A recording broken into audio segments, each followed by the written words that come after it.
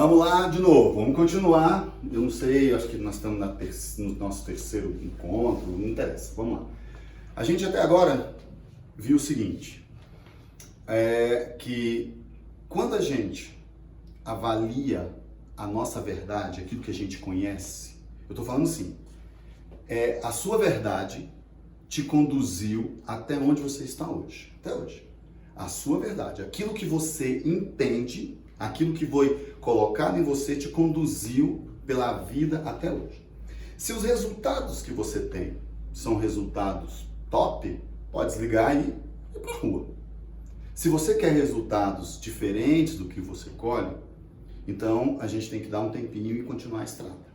Aí olha só, qual é a minha ideia? A ideia é a seguinte, lá atrás, há alguns anos, pai e mãe, como meu pai, no vídeo anterior eu disse isso, meu pai me colocou uma verdade que a gente vale o que tem. Ao longo dessa estrada, a gente vai convivendo, a gente convive com pai, com mãe, com um amigo, com as pessoas. E nesse momento, eu quero te perguntar, as pessoas com quem você convive, a massa, a maioria das pessoas que você convive, elas são pessoas prósperas financeiramente, livres financeiramente, ou são pessoas assim, sempre com um problema financeiro, ou a maioria está realmente endividada e passando algum perrengue. Pensa aí. Se você convive nesse meio, é muito provável que aquilo que tem em você seja fruto desse meio. Por quê? Eu vou lá para a história do meu pai e da minha mãe. Pô, quem me ensinou? Eles não me ensinaram as coisas querendo me fazer o mal. Meu pai só pôde me entregar o que ele tinha. A coisa boa que ele achava que tinha, ele ia me entregando. E eu ia montando isso. Então, ao longo, o que eu sempre digo? As pessoas vão nos dando fragmentos de conhecimento. Pai, mãe. Quando você percebe, tá lá você montadinho, tá lá uma série de conhecimentos que as pessoas foram te passando. Seu pai, sua mãe, um amigo, um vizinho. E você foi juntando esses fragmentos. Então isso aqui eu chamo da montagem.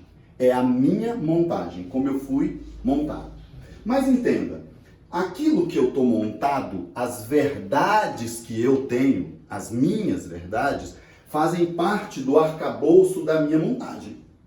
Essa minha montagem, necessariamente, ela vai fazer com que a minha vida, focada nessa montagem, essa montagem vai liderar a forma como eu penso. Então, o meu pensar. A montagem direciona o meu pensar. Esse meu pensar, necessariamente, quando eu tenho a minha montagem, gerando o meu pensar, esse meu pensar gera a minha atitude. Por quê? O que eu tenho na montagem vem gerando o que eu tenho na minha cabeça, e esse que está na minha cabeça gera a minha atitude. E a minha atitude, ela acaba gerando os resultados da minha vida, os resultados da minha vida. Então, as minhas verdades, a minha montagem, me determina a forma de pensar, porque eu penso segundo o que eu estou montado. À medida que o meu pensar é direcionado, eu começo a ter as minhas atitudes em relação ao que eu penso, e essas atitudes dão os meus resultados. Bem, esses resultados, no nosso caso, eles podem ser uma vida sem dívida, uma vida financeira massa, uma vida financeira com sobras, uma vida financeira equilibrada, uma vida financeira que passa pelas tempestades, mas não morre de sofrimento. Ou esses resultados podem ser uma vida endividada, uma vida de dívida, uma vida em que as coisas parecem que não prosperam. Então o que acontece? O que acontece na prática é o seguinte: as pessoas têm uma vida endividada e acham que a culpa dessa vida endividada é dos outros, é do lado de fora. Eu achei isso. Quando eu estourei tudo, que eu me vi repleto de dívida, eu olhei para o lado e tentei achar um culpado. Eu tentei achar o que aconteceu, eu tentei achar uma traição, eu tentei achar alguém que me passou para trás. Eu até acho, mas não mudou nada. Não mudou nada eu botar a culpa no governo, no ex-sócio, não mudou nada. A minha vida não mudou nada. Não tinha mudança. Aí o que acontece? Essa dívida, as pessoas hoje que estão endividadas, estão focadas em tentar resolver a dívida. Pode parar. Não tem jeito. Se você quer mudar o seu resultado é dívida e você quer mudar o seu resultado, você deve começar a mudar suas atitudes. Por exemplo, comece a economizar. Pare de gastar. Não vai funcionar. Não vai funcionar. Porque quantas vezes você já ouviu alguém mandar parar de gastar? Quantas vezes alguém já te falou para economizar? Quantas vezes alguém falou para você guardar dinheiro? Não funciona. Porque eu não consigo facilmente mudar a minha atitude. Porque ela já está enraizada em mim muito. Aí, não, peraí. Se eu não vou mudar, não vou atacar a dívida. Não vou atacar a minha atitude. Só sobrou atacar meu jeito de pensar. Pense positivo. Você pode tudo. Sua mente é uma mente extraordinária. Pense positivo e suas dívidas desaparecerão. Tenta para ver. Não vai acontecer. Eu tentei tudo isso. O que restou? Se dívida é o meu resultado e o resultado é fruto de atitude, que é fruto de pensar, mas tudo isso é fruto da minha montagem, eu tenho que avaliar o que está na minha montagem. Foi o que aconteceu comigo. Eu tentei mudar o resultado de dívida, combatendo dívida, não funcionou. Eu tentei mudar tudo isso, não funcionou. A coisa começou a fazer sentido quando eu fui na minha montagem e comecei a entender o seguinte: o que eu penso de dinheiro, como eu vejo dinheiro, o que eu acredito sobre dinheiro, o que eu acredito. E olha só que louco, um dia, no auge da minha grana, muito conhecido, a empresa que eu tinha era uma escola em Brasília, muito conhecido, status, tudo.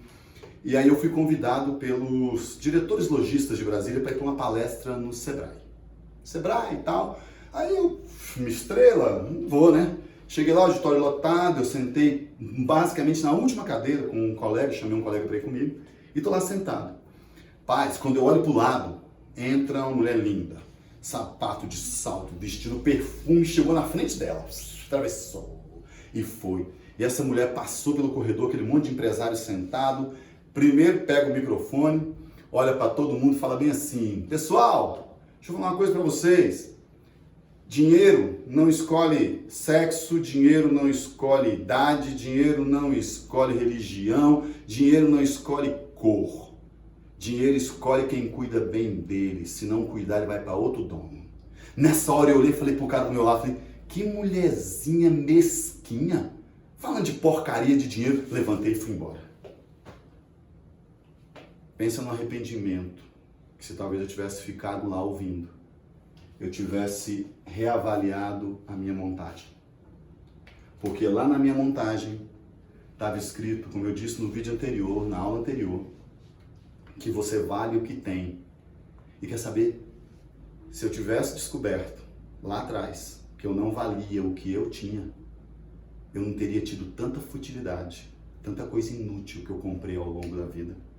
E provavelmente esse dinheiro estaria num lugar para assegurar que eu não tivesse passado todo o perrengue que eu passei. Enquanto eu gravo isso, as coisas estão acontecendo numa pandemia e eu conheço várias pessoas que estão em casa, em pânico, porque infelizmente a vida é rodeada de dívidas e elas não têm uma reserva. E eu vou falar, não é humilhação não ter um iPhone da última geração, mas é humilhação não ter o que comer em casa. Isso é ruim. Isso mata a alma. Eu passei por isso e não gostaria que vocês passassem. Então vamos continuar junto, porque tem toda uma história. Avalie sua montagem. Mais adiante eu vou falar um pouco dessa montagem. Na próxima aula a gente está junto. Não sai daí não, me segue, tem um pouco de paciência. Vai doer, mas vai passar. E quando passar, você tem que experimentar como é bom. Como é bom viver num mundo em que a gente não tem que correr atrás de dinheiro. Tá bom? Segue aí, vamos lá.